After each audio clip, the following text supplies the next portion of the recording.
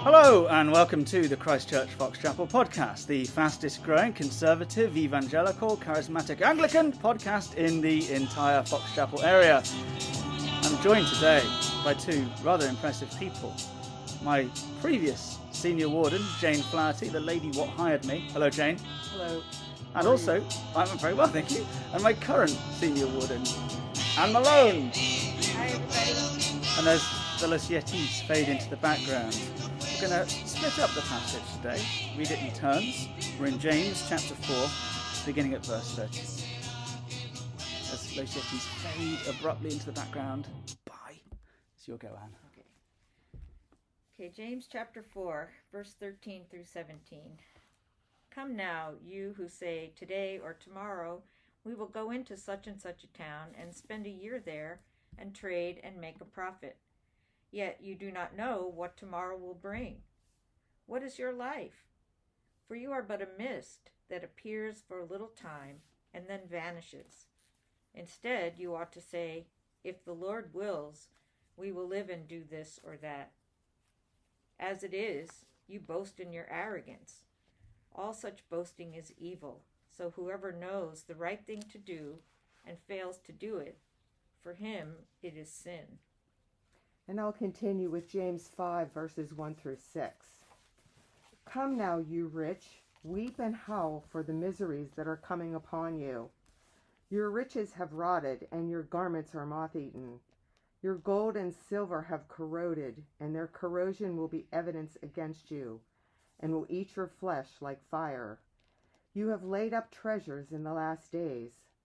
Behold the wages of the laborers who mowed your fields, which you kept back by fraud, are crying out against you, and the cries of the harvesters have reached the ears of the Lord of hosts. You have lived on the earth in luxury and in self-indulgence. You have fattened your hearts in a day of slaughter. You have condemned and murdered the righteous person. He does not resist you. This is the word of the Lord. Thanks be to God. Well, thank you both for joining me. We're doing things a bit differently today. We tried twice to record this podcast during the week and the microphones decided against us. Kind of ironic because as Ben just preached, we heard, didn't we, in this passage that we make these elaborate plans and they often turn out to be nothing because we're not in control. I love that. We actually have the benefit of having heard the sermon for the first time ever on the podcast. You're not in control. I think that was a theme. Did you get that from Ben? It's just so appropriate. That's what I kept thinking through the whole thing. This is such an appropriate sermon for this time in a number of reasons, not just the pandemic, but this election thing, everything that's going on in the world today. We are just absolutely not in control, and it gets more and more evident every day. That's really helpful. Well, I think if we look back on past experiences too, you know, I recently had a memory this week of something that happened in my life that was a really traumatic event. And after that, our family felt like, what do we do now? And we had to rely on the grace of God to really for everything in our lives. And it's not just the present circumstance that we're in, but I think as we look back on our lives, we can find instances where the only option we had was to rely on the grace of God. And without that, you can't make plans. You can't know what to do. Yeah, and it's pointless, even if you think you know what you're doing. Right. No, it's quite helpful actually to hear that. What we're having it revealed to us right now that we're not in control. But as you say, it's not exactly as though this is our first go around. We've probably had many occasions where we've realised we're not in control. And I can think of tragedies, and we'll come to suffering in the next 2 weeks. But it's often those dark times where we reach out to the Lord, I think, more than others. Well, in the women's group, we've had that study. We studied suffering for several weeks. And it's amazing. You become so much closer to the Lord in your suffering. That's what suffering is all about. Yeah. It brings you closer. Well, I think you learn a lot about other people too, hearing the suffering that they've been through and hearing how the Lord has taken them through it. Because you may not have encountered that kind of suffering yet, but you may, and hearing someone else's suffering, when you encounter that in your life, that would also be something that would be a reminder of how God helps somebody through the same kind of circumstance. James says, what is your life? And that's in verse 14. It says, you do not know what tomorrow will bring. So, tomorrow is a mystery. But what is your life? I mean, the whole thing. You are a mist that appears for a little time and then vanishes. And that's, we probably think a bit too highly of ourselves. And I think about this monumentalism, the idea, I want to make a name for myself, almost like Babylon and the Tower of Babel. But we see it around and about, people dedicating buildings to themselves and having their names engraved on things. And we don't like the idea that we're temporary, and we don't like the idea of being forgotten, I think. Even just reflecting about presidents this week, I thought there are many presidents about whom I know almost nothing. And that's interesting because they were a really big deal. Yeah, I think we look for ways to leave some kind of a legacy, and for some people, that legacy might, be on a very small level, like impacting individual people's lives. Yeah. But for some people, the type of legacy they look to leave is much greater, and I think the same thing can be said. It may be that, that God will use you in a way that you never expected, and that can be your legacy, or you can work to establish your own legacy, and people may or may not remember anything about you. Well, that's really interesting. Because go ahead. Think about people who, it's not so much about establishing the legacy, but if it's for selfish purposes. Right. If you're doing it, if you're a great person or you're known in history, president, whatever it might be, and you're known for something that has been helpful to mankind, as opposed to something to build up your own personal self. Yeah. So I think if it's not in with selfish reasons, legacies are bad. Right, and he definitely comes to this at the very end of the whole letter. He talks about people wandering from the faith and those who bring them back. And we'll have to cover what looks like a very difficult verse in verse 20 at the end of chapter 5 in a couple of weeks. But clearly there's this idea that you can use all of this power of the Holy Spirit that you have to minister to people here and now, and even to make an eternal difference. But here we've got this temporariness. Our life is temporary, like a mist, that's all. We make a name for ourselves, but even the name vanishes, really, if it's just worldly. And then in chapter 5 he comes along and starts talking about our stuff. Now he says in verse 2, your garments are moth-eaten. And, James obviously lived in clergy accommodation. That's the only explanation for this. But he, that's fine. Clothes rot. We know this, right? Yeah. Clothes that don't really last. And Prince Charles was lecturing us all this week about wearing old clothes. That's okay if your old clothes cost, $50,000. But for most people, clothes don't last. Right, tell us something we don't know. But then he says in verse 3, your gold and silver have corroded. And that's just wild, because they don't. Right? I mean, you dig up coins that are as old as this letter, and they're still there. It's an extraordinary thought to tell us that even our most precious and incorruptible thing actually is temporary. Right. Isn't that remarkable?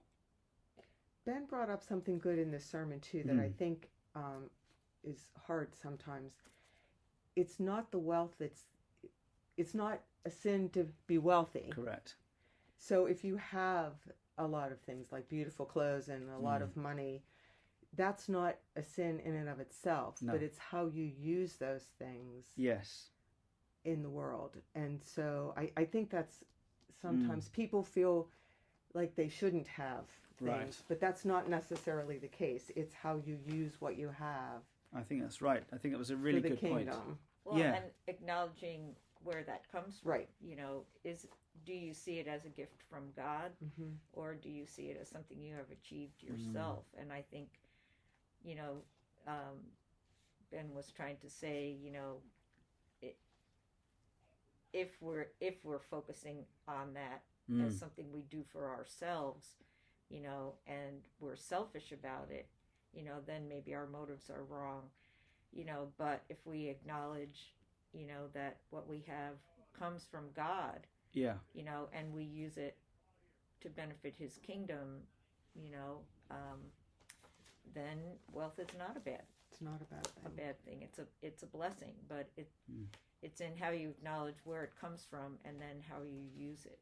And also how you obtained it was Right. the other point. Yes. If you have abused or, you know, done bad things to other people to get where you are, to step on the backs, I think is exactly how he put it. To step on the backs of others to get to your position of high esteem. Yeah. Right. That's sinful as well. Now, he then goes even further. James, Ben Wolpe also does, because he's reading James. But he says that these things, they're not just, in an abstract sense, good or bad. But they're actually, there's a real danger to misused wealth. So he says that the corrosion, this is verse 3, the corrosion of these seemingly incorruptible things will become evidence against you. There's a trial here, and will eat your flesh like fire. So it's almost like being clothed in this thing that brought us glory. Suddenly we're being clothed in this thing that's actually killing us. Turn against us. Yeah, I mean, if I wear wool next to the skin, it itches like mad. And there's almost this sense of just some thing that's destroying the flesh. There's this irritant, this thing that was once glittering is actually now hurting us. It will eat your flesh like fire. I mean, that. My son has that going on in his sneakers right now, actually, but it's not a nice image, is it? This thing. You've laid it up, but where have you laid up your treasure? And then the wages of the labourers who you've cheated, as Ben said, with fraud, they're crying out against you. So there's this body of evidence building up against you, and clearly James is talking about judgment. He will talk about the last days in the next chapter. Well, later in this chapter. So clearly this is saying it's not just abstractly bad. James is not interested in the abstract. He never has been. It's all about working faith, right? And what really is going to happen to you. And then, think about how much you sacrifice to get good stuff. That, we sacrifice so much to become wealthy.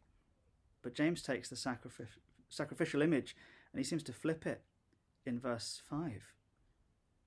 You've fattened your hearts in a day of slaughter.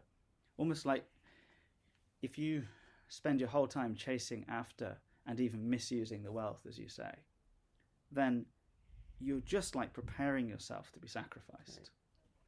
Right. Which is really dumb, because Christ has been sacrificed for us. It's pretty strong, isn't it? I thought this was a good message today. Very timely. Couldn't help thinking about our children. It maybe ties this together a little bit. This idea of monumentalism and making a name for ourselves. One way we like to do that is by making our children be really impressive. And you hear people say that they idolize their children. But when you start to look at it from this perspective, actually the idol is yourself and the child is the sacrifice. Right. To make you look good. Yeah. The pressure that we put on our kids to outperform us is enormous. And why do we do it? Why must our kids be so superhuman? Right. Because it reflects on us. Just Yeah. puts more and more pressure Yeah. on them in a world where they already have a lot of Pressure. challenges and pressure. Yeah, yeah. And it's ironic because I think we're being invited here just to chill out. You know, your life is quite short, and what's going to last is your faith. Mm-hmm. Yeah. Anything else? Normally what happens, ladies, is that Ben Wolpe makes some really elaborate point at the end, and we call it the Wolpean crescendo.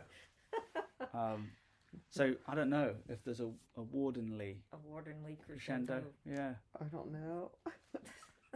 Well, I'm just so grateful to have two wardens who are just in the word, who are able to come and do this at a minute's notice. And, you know, it's not surprising to me that I've had such a good time here with you two, being so godly. So I do appreciate this. It's been fun. I enjoyed it. Me too. Well, thank you very much. All that is left for us to do is to invite our house band to travel from Colombia in 1960 and rejoin us as the podcast comes to an end. This has been a podcast of Christchurch Fox Chapel. We're most grateful that you were able to join us. We'll be back again next week, hopefully recording in our studio on Tuesdays as opposed to just hastily doing it between the services. I'm trying to finish, guys. Will you just give me a break? Thank you for joining us. God bless, and we'll see you soon.